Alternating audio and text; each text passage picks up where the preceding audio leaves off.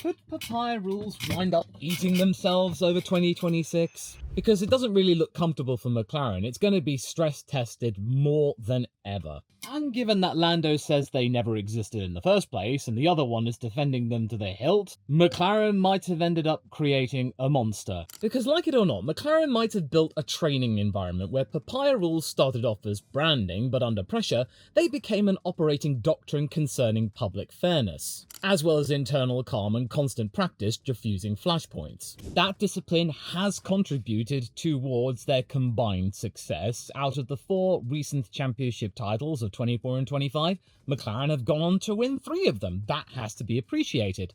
But it also did establish a couple of habits. And in 2026, having habits that may die hard could see the difference between you winning a weekend and wasting a weekend, if there is all of the stuff that has been found out over the shakedown as anything to go by. Because the new cars are poised to punish sloppy execution and will really benefit those who have a smooth operation. Certainly far more than the last era did, which is a lot more what we're used to with racing cars. Next year's racing cars, they sound completely different, literally. We will hear them revving the nuts off the engine more often in the corners. So in that regard, Oscar Piastri's diplomacy in recent times, which have irritated the nuts off of many Formula One fans as to why he simply doesn't grow a pair and kick McLaren into submission, this might actually have a benefit in the long run, because he's trying to earn operational trust and get Zach Brown on side for being a good boy and getting on with the job. You know, instead of raging against the system and finding himself potentially out of a job. As well as maybe the one to try and keep the garage stable right now, because McLaren, after the shakedown, they don't look nearly as comfortable as, say, Ferrari or even Red Bull, certainly not Mercedes. Because as early comments suggest, he and Lando are reading the car differently, and that's important going into this year, because when they had the best car, management had the leverage, Zach and Andrea. Play by their rules and the drivers will benefit. But if the field tightens in 26, and every single point will feel expensive, and the temptation for the drivers to bend what means fair will get stronger. We kind of saw this at the beginning of last year, when it wasn't entirely clear that McLaren would be dominant.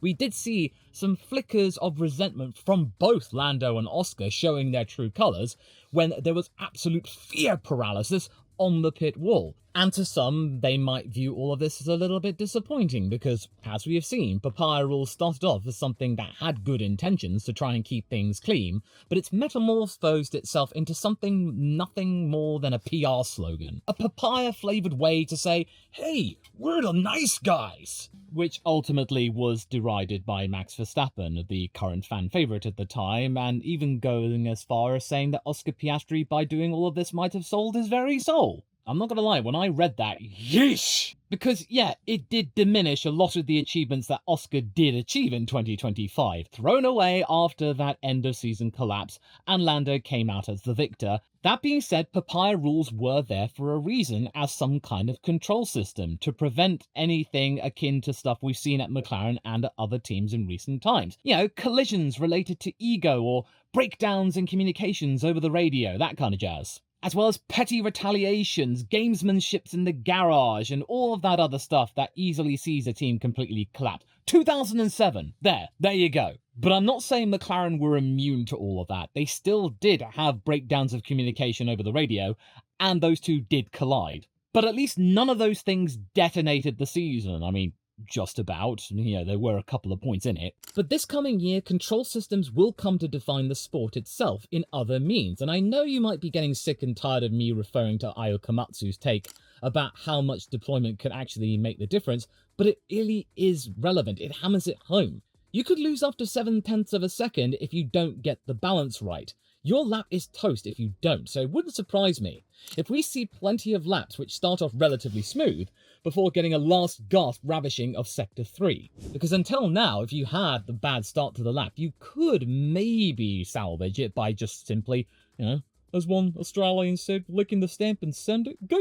And this being qualifying, and in 2025 it was really important, you got your place on the grid and then you just change your tyres up and then you go from there in the race. More often, just staying where you are. But in 2026, there might be a situation, based on all of the stuff that we are being drip-fed thus far, that if you employ bravery without really thinking it through, you could burn through a lot of your electrical energy really quickly and left a sitting duck down the straight. A mechanical symptom as to how the relationship between the combustion engine and the battery is going to be married now it's 50-50. And why, thanks to Williams technical director Matt Harmon, producing a smoothly delivered power curve with workable suspension could be the best solution for these new cars, as well as having a driver who can gamely navigate this balancing act, which leads me to this piece from Lando Norris, the defending world champion, which I will share with you in pretty much full for your consideration. Ahem. It certainly feels like an F2 car in some ways with how you have to drive it. I don't know if I like that or not for the time being, but I think we understood quite a few things already from Barcelona on how you had to drive the car. I have strong confidence in myself and strong confidence in my team, but it will be a learning curve for both of us as it will for everyone on the grid. I look at that quote, and I'm pretty sure you are too, and the fact that he actually mentions Formula 2, you instantly think, GP2 engine, because those cars demand constant micro corrections with less downforce to hand. So if Lando's first reaction is, I'm not sure I like it yet, it may mean he's still in negotiations with his own car. Yeah, first impressions aren't destiny, but they do hint at who's comfortable out of the gate and those who aren't. There is far less pressure on his shoulders right now because he's already a world champion, as he said himself. If he doesn't add to his tally of titles, then it's no biggie. And hey, at least he's found the problem now rather than later. He's not scratching his head entirely. There is some work to do, but at least he's been able to somewhat diagnose the problem, so that means he can now fix it going into Bahrain testing, and then before we really get going in Melbourne. But we'll still be going into a season where things could get unstable in quite a lot of senses, in that if you drive emotionally and extremely aggressively without that being part of the plan, you could stand to lose out big time. You have to drive very carefully and very calculatedly. And this could be an opportunity where papaya rules might stand to benefit them. It could become an advantage, because Lando and Oscar have been driving under constraint thanks to this team for the last couple of years, so a little bit of extra constraint wouldn't hurt anyone else. I still go back to that quote from not that long ago from Lando saying that papaya rules never existed. You'd be just thinking,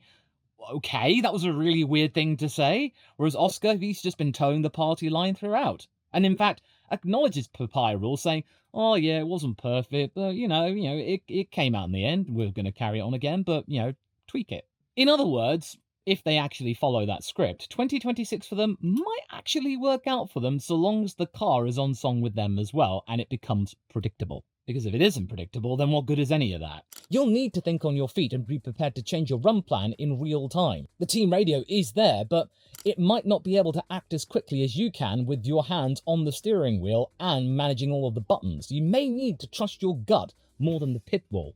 So imagine two types of driver in that environment. Type 1 is the kind of driver that feels the moment and decides to do what he wants to do because it feels right. They chase because they're fired up, and they absolutely hate it when they are told to back off and manage the tyres or something like that. They want the fights to be personal, because personal fights with their own stakes and their investments in it, they are extremely motivating. Then there are Type 2 drivers. Those types of drivers tend to figure out the race as some kind of playbook. They reach certain checkpoints and decide whether or not they're actually going to meet those targets and then go from there. They'll only attack or make progress if it's really worth doing. If it's not, then you've just got to try and make do with what you got and manage what you have. That is aggressive in some senses, but it's a far more clinically looking aggression, and it sort of makes everyone feel unnerving, almost like the driver is robotic. And considering, based on recent commercials at Oscar's own expense, the fact that he's able to lean into the whole deadpan nature of his own sense of humour, then you already know what kind of type that Oscar is. Now, don't get me wrong, I'm not saying one type is better than the other type. They can win championships, but going into this new regulation cycle, I feel Type 1 drivers who act on emotion may be punished severely, that they might have to adapt and be compromised. You need to be a very smooth operator. And hey, I bet Jensen Button's taking a look at these regulations and is cursing himself that he's not young enough to actually be in them. A smooth driving style could actually be really good here. And Oscar Piastri is known for having a really smooth driving style. Admittedly, he did have to remove some of that smoothness at the back end of the year after the Mexican Grand Prix. It did salvage his end of season somewhat, but not enough. But maybe he might not have to actually drive on the ragged edge as much as anymore, that the cars might actually be coming back to his style. But he's choosing not to bite. He is remaining diplomatic, and that's exactly what McLaren will appreciate. Diplomacy. He's even publicly downplaying the talk of having a rivalry with Lando Norris. But what's that all about, I hear you wonder? You're probably getting your foam out about this. Is this him just genuinely wanting to be a nice guy about these things? Or is this some kind of coded message to try and get McLaren to think the way that he is thinking? Well, I mean, it could easily be both. You see, there's a simple reason downplaying rivalry is useful inside a team that is loudly committing itself to fairness, to a fault. Yes, Oscar has openly admitted that there were issues in 2025, operational headaches and the like, and McLaren have themselves openly said they do intend to keep the equal opportunities open, but make things more streamlined, simpler, clearer, hopefully avoid ambiguity. But can it regain trust from the masses? I'm not really sure about that. I mean, again, I'm going to have to get the foam out. I don't think whether it's recoverable as long as papaya rules are still a thing. But given the fact that McLaren is really thinking about their own team from within and their drivers' well-being and mental load at the forefront, then what we think, the fans think, doesn't really count for as much toffee as we might think. As long as the drivers trust in the process, that's what matters most, because I still remember when Oscar's trust was wavering, Andrea Stella did not like that. He said, trust is absolutely paramount, we cannot lose their trust. And in this complex system that we are headed towards, because there is a lot of complexity with these new engines and all of the other rules that are attached to it, the driver that causes the least friction will win the day, because friction will slow down learning, and everyone is learning at the same time. If they have a situation where both Oscar and Lando are vying for the management's attention, especially when they're not clearly the favourites at this time, then that will cause friction, because they've openly said they got a lot to learn regarding energy management before the season kicks off, and teams will inevitably make suboptimal setup choices in the early races, I guarantee you. In the flyaway races, it'll be down to whoever corrects the fastest winning those races, and getting that early momentum for their own championship campaigns. Thusly, and this is something that applies to every single team on the grid, the driver who is able to gel with the car the best at this very precise moment will win the hearts and minds of the engineers, because that is the clearest path towards optimizing the car, in this case the MCL40. A complete reset of the regulations is a golden opportunity for the pecking order to really define itself in a different way, and Oscar, he might have waited for these years to try and come good to really justify his case for being the guiding light of McLaren. This might be his time, in a state where Lando is not entirely sure with the car yet, and also, he's already got that main prize that he was seeking for, so therefore, it's a case of, well, I would like to do more, but if I don't, it's okay. Because I seriously believe that Oscar has been lining all of this up, given the fact that he's really not been rocking the boat at all, or at least, he may have some argy-bargy over the radio, but by the time you get to the media pen, it's all completely forgotten. Water under the bridge. Which is funny considering rocking the boat in water. Because look how he framed 2025. He doesn't look back at it with anger or resentment. He just hopes that in 2026, he will have his own fair shot once again at a championship campaign. And he says he never doubted the team's intentions, that he had total faith in the system, and that will read very, very well with Andrea Stella and Zak Brown. But at the same time, he's also saying things weren't perfect, so at least he won't be derided completely by the fandom thinking, oh, you're just being a complete political pawn, aren't you? At least he admits that it didn't go smoothly, it didn't go according to plan every single time. But it does tell me that he is loyal to the core principles of McLaren, and that he is more than happy, he is deadly serious in making sure that he executes their plans and intentions to the letter. And that was pretty much sealed for me when I kept hearing Zak Brown saying, oh, Oscar had a great season, he was a real team player, that was fantastic, yeah! He chose to give up some of his own air to blow smoke up Piastri's backside, whilst he spent many, many hours on the World Championship hotline. Had things been a little bit more resistant, I bet you, Oscar would not have been mentioned at all. So what does Oscar stand to gain by doing all of this and sucking up to Zak Brown? Well, he does, as I said, put himself in the best position to gain the team's trust if things are looking a little bit shaky with this brand new car and this brand new platform. Which can only be a good thing, because there'll be a lot more external pressure, especially if McLaren don't get off to the best of starts and they are not one of the favourites. If they are, as many people think right now, third or fourth best, then things will get a little bit closer towards squeaky bum time. But when the grid tightens, that leverage will weaken. The drivers will take bigger risks and test boundaries. And so far, nobody's looking at McLaren and seeing a dominant force at the moment. A front runner still, yeah, but not number one. And this could be where papaya rules get seriously stressed, and where Oscar's personality becomes a bit of a weapon, because the driver who doesn't panic could stand to score the most points. Seriously, I've said this before and I will say this again. The person and team that wins out in 2026 at the beginning of this regulation cycle, before everyone really gets their eye in, will be the double act that has the least amount of surprises. But it's just one where there are no headaches or quandaries or issues or maladies or inconveniences or whatever word you wish to throw at me. So the monster that I am speaking of may not be the one that shouts his head off over the radio and complains the end of the world and back, but instead it's the guy that may end up saying nothing out of the ordinary and wastes nothing. Absolute efficiency. Because you really got to compare the initial takes from both Lando and Oscar. As I said earlier, Lando's still on the fence regarding these cars, whereas Oscar, his first impression, as he said, as he went out of the pit lane, was very positive, especially when it came to the agility of these cars. Specifically regarding the agility thanks to a smaller front wing, whilst also noting how the new era characteristics change, how power arrives and how you have to place the car. These takes end up creating a very plausible early season dynamic. One side of the garage is still negotiating with the car, whilst the other side is already building a bit of a playbook for it. That's a real opportunity for Oscar to, say, jump Lando Norris and who becomes the reference driver. Granted, we won't hear any of this at all because the party line will be that, no, both drivers matter because, there's a championship to be run, and as we saw last year, it went down to the absolute end, even though, mathematically speaking, Lando did have the slightly bigger advantage for those last few races. They chose not to rely on that. They chose not to resort in pulling out the favourite against the might and heft of a Max Verstappen resurgence. They will not pull the trigger unless it's categorically clear. But make no mistake, if McLaren are a little bit in a vulnerable situation and they're looking for somebody to help guide them towards more solid results and even win, as well as maintaining their potential shots at the World Drivers' title and the World Constructors' title, because given where they are right now and the amount of partners that they have, Zak Brown's main remit now is to maintain the status quo. Keep the good times rolling, keep the money raking itself in, even if it does compromise their racing pedigree and integrity a little bit. Because at present, their rivals look a little bit more settled, even Red Bull Ford, and Zak Brown even admits that through gritted teeth. If Oscar becomes the baseline early, then McLaren's commitment to equal opportunity could accidentally do something pretty ironic. The car starting to evolve toward the driver who's easiest to build around. That's how a team player turns into a threat, and it reminds me of that Abu Dhabi presser again from last year.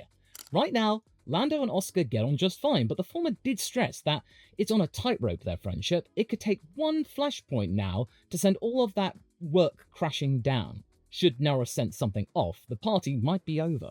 But there is also another scenario where Lando does find himself quite quickly and is able to handle the car, and his potential is just as solid as it was in 2025, where he won the title. The team could easily go back in his own direction again, like we saw last year with that front suspension tweak. It finally clicked, in his own words, and everything started to come his way. More wins, he was able to close in on Oscar and then overtake him, and then ultimately win the grand prize. But right now, at this moment, Oscar is staking his case a little bit more solidly. Oscar's doing his damnedest to ensure that there is nothing nefarious going on here, there is no rivalry going on here, everything is absolutely fine. After 3 years of working together and going into their fourth one, it's just as harmonious and stable as it was the first day he arrived at the McLaren Technology Centre. All is absolutely gravy as far as he's concerned, or at least that's what he's telling us. But maybe doing all of this denies Lando something on the psychological battlefield. If Oscar's playing nice, then Lando's got really nothing to work with.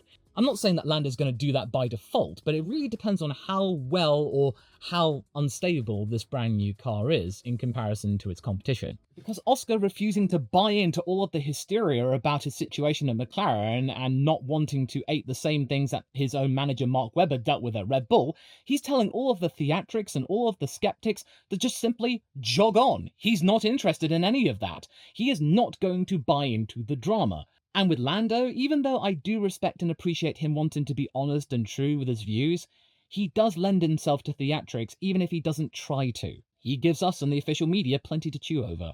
And I think that McLaren would simply not want to give the media anything to chew over and just simply get on with their business, and that is the case of winning races and championships and making their sponsors happy. And, of course, emboldening the legacy of McLaren even more to get that little bit closer towards beating Ferrari in the amount of championships they've been able to gain. Because Andrea Stella has explicitly said that they are going to keep on doing things the way they have been doing into 2026. They are not changing their tune. And Oscar echoing those sentiments mean that he's absolutely on song with them, which can only be good for him. So when the external competition maybe ramps up a little bit and it's not so easy for McLaren to win races or even get podiums, having someone helping you batten down the hatches in Oscar and maybe Lando, that could really be crucial for both team and driver. And there are already hints in that direction. One comes from Zak Brown himself, quoted in Dutch media, sounding impressed, but not exactly delighted about how strong Red Bull's new power unit looked in shakedown. I bet he was hoping that Red Bull were in the doldrums and could stick yet more knives into them. But a field less easy to read may mean more races decided by execution. It means more risk that McLaren's fairness costs them points, and where the team will be tempted to streamline principles into something more like selective intervention. So them hiring Red Bull's Will Courtney to become their new sporting director for this year, that is an intentional move, to try and ensure that the fear paralysis we've seen from the team the last couple of years is, hopefully, eradicated. But even with the best will in the world, papaya rules in 2026 will be tested to the absolute limit. It really depends on whether or not it can withstand this amount of competition. McLaren may not be the favourites. It may be really close throughout the entire season, not just the last few races. Because every 10th counts, and making a mistake with energy management could be catastrophic, even if you do have a solid base. It's all about what the driver is thinking and what the driver is doing. You may have a really good car, but if your driver doesn't know how to use it fully, then what good is it? And it might lead to a situation where the guy that's been spending the last 2 years proving that they can be trusted and work under constrained conditions and really toe the party line, especially in a crisis, then they could be absolute gold dust as you're trying to recalibrate or maybe try and understand these regulations, and can therefore calmly argue what their expectations are with the team and maybe provide them a path towards finding a stable platform. I'm basically talking about leverage. Because when a team that prides itself on fairness has to really just wake up and smell the coffee and have to make decisive actions, it has to pick someone to trust with that decisive action. And Oscar has been making that case for a very long time now, even though he's been tearing the hair out of his fans and many others, hoping that he would just completely send McLaren into a tailspin and just be selfish and do his own thing. That is very old school, but put simply, what he's seen at that team, that just won't work. Andrea said himself that if you don't follow our remit, you do not belong at McLaren. He would have been told to get on his bike, and Oscar will remember all of the stuff and all of the faith that McLaren put into him, getting him out of that Alpine deal. The way he's feeling that he can pay them back is just toe the party line, be the best McLaren driver he can be. And the best way to do all of this is say, hey, I'm all cool with equal opportunity, give it to me again. I'm absolutely cool with it, let's go. And oh yeah, I actually quite like the car. I actually have very positive feelings over it. I feel like I can work with it. And that, therefore, sounds like a guy who's not trying to escape the system and instead embrace the system or even become the system. So the monster I am talking about is a monster of control who can handle pressure perfectly. And after 2 years spent training its drivers to race under metaphorical constraint, right before the whole sport becomes constraint-driven, might lead to a situation where the driver who is able to have learnt the lesson of papaya rules the best will win out ultimately. And congratulations, you win for getting to the end of the video. Your prize? Another Ladderman video right here, and I know that you will enjoy it. Or maybe you can buy yourself It's Just Testing Bro down there. I'll see you whichever way you choose to go.